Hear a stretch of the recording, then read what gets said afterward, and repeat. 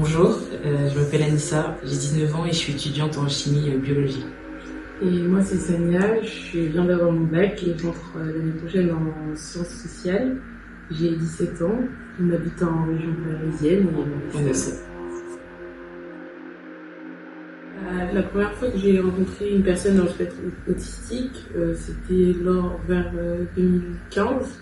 Parce que de mes 12 à mes 16 ans, j'avais l'habitude de partir en colonie et l'association qui nous prenait en charge avait pour habitude d'inclure une personne en situation de handicap et pour moi, chaque année, c'était une personne dans le spectre autistique.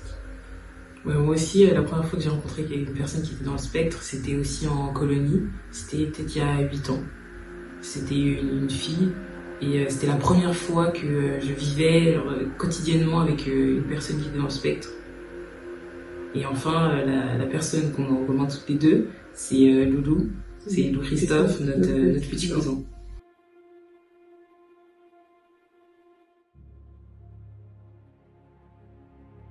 Avant de rencontrer quelqu'un qui était dans le spectre, j'avais pas vraiment d'idée de ce qu'était vraiment l'autisme. Je pensais, j'avais une idée mais qui n'était pas forcément très claire. Je pensais juste que c'était un enfant qui était différent et qui avait des réactions qui étaient, comment dire, qui s'apparentaient à de la folie entre guillemets.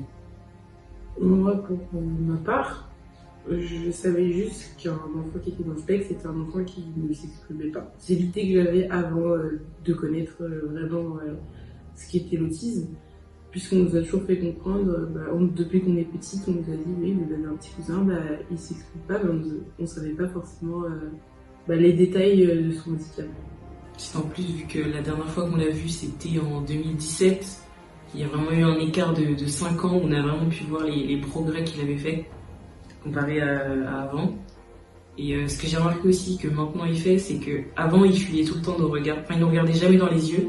Et j'ai remarqué que maintenant, des fois il peut me regarder dans les yeux et pendant plusieurs secondes, ouais, il va sourire. Il cherche de plus en plus de contact avec nous, à essayer de communiquer, venir nous prendre et tout, et ça fait plaisir. Parce que vu qu'il parle pas encore, en fait la seule communication qu'on a avec lui, c'est le toucher. C'est quand il nous prend dans les bras, qu'il nous prend les mains et tout.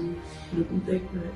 C'est comme ça qu'on arrive à communiquer avec lui. Et aussi, parce que ce qui me fascine toujours, c'est sa mémoire et son sens du détail. Ça, c'est quelque chose qui me fascine. Ouais, c'est quelqu'un qui observe beaucoup, il analyse énormément les choses. Des fois, quand on l'observe, on voit qu'il regarde partout autour de lui, T'as l'impression qu'il n'est pas concentré sur ce qui se passe. Quand tu le regardes, tu crois qu'il n'est pas concentré, alors qu'au final, tu vois qu'il est en train de tout analyser. Il suit tout, mais très rapidement. On arrive dans un centre commercial, direct, il va entendre voir là où est le point de jeu et il va nous tirer là-bas. C'est très rapide, alors que même toi, tu t'es même pas encore rendu compte qu'il y avait tout ça. Il voit des choses que nous, on voit pas. Ouais, c'est vrai. Ce que j'aime beaucoup chez lui, c'est que c'est un enfant, il est toujours joyeux. Genre, il est tout le temps en train de sourire, il est tout le temps en train de chercher à jouer avec toi, à rigoler, à se faire des câlins, des bisous. Il est très affectif. Il est plein d'amour, quand il fait les choses, il donne tout. C'est la passion. Vraiment, il a beaucoup d'amour, même dans son étreinte. C'est ce que j'aime beaucoup. Et puis, il est surprenant. Chaque jour, on découvre un peu plus de talent, j'ai envie de dire. Il est très intelligent et il nous surprend à chaque fois. Et c'est ce que j'aime beaucoup chez lui.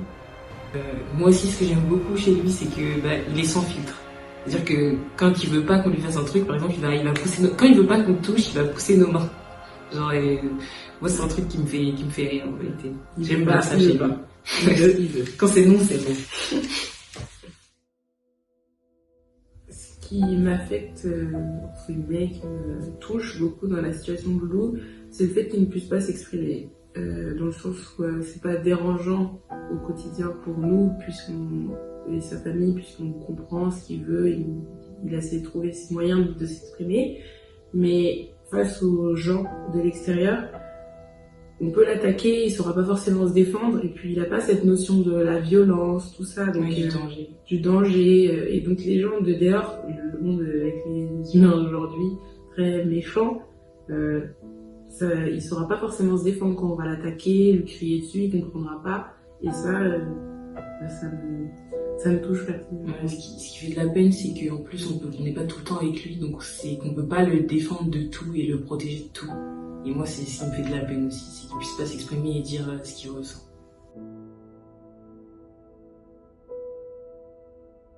Ce que j'ai envie de dire, c'est que finalement, en fait, c'est pas à nous de déterminer, à l'homme, mais à Dieu de déterminer ce qui est normal et pas normal pour d'autres, comme dans la situation de Lou, ou faire un simple geste comme prendre son assiette, ce sera pas normal et ce sera beaucoup plus dur pour lui, et on lui apprend à le faire.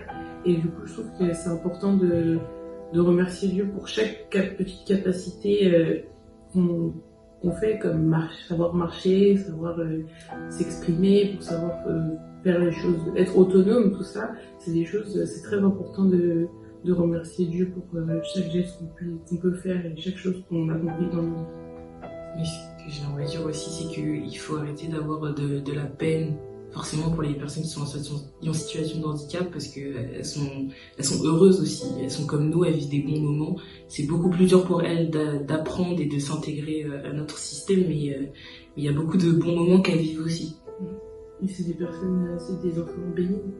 Parce que chaque enfant est une bénédiction, qu'il soit malade ou pas, qu'il soit en situation de handicap ou non, qu'il soit grand, qu'il soit noir ou blanc, c'est la même chose. C'est une bénédiction, c'est qu'on est tous des enfants de Dieu.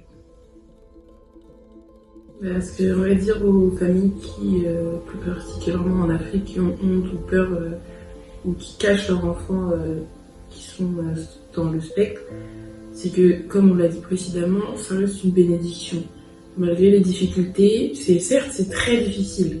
Et si on a la foi réellement, Dieu va aider ses enfants. Il ne faut pas voir ça comme un malheur ou une malédiction. Quand Dieu met quelque chose sur ta route, une difficulté, c'est que derrière, il y aura quelque chose de 100 fois meilleur.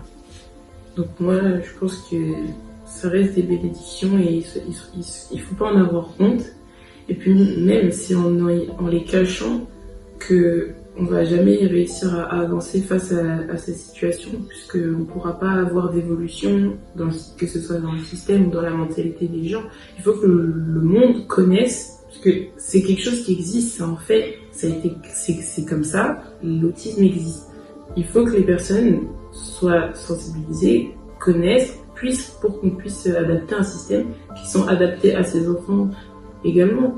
Parce que ça reste des bénédictions de Dieu et ils ont droit à l'éducation, ils ont droit à la connaissance, à l'apprentissage. C'est des êtres humains comme nous, ils ont besoin aussi. Ils en ont besoin, c'est ça. Même ils ont besoin d'une vie sociale, ils ont besoin d'apprendre. Et ce que j'aimerais dire, c'est que c'est le soutien et l'amour de la famille qui va faire que l'enfant va progresser et plus rentrer dans notre système. Parce que c'est très important, la confiance en soi.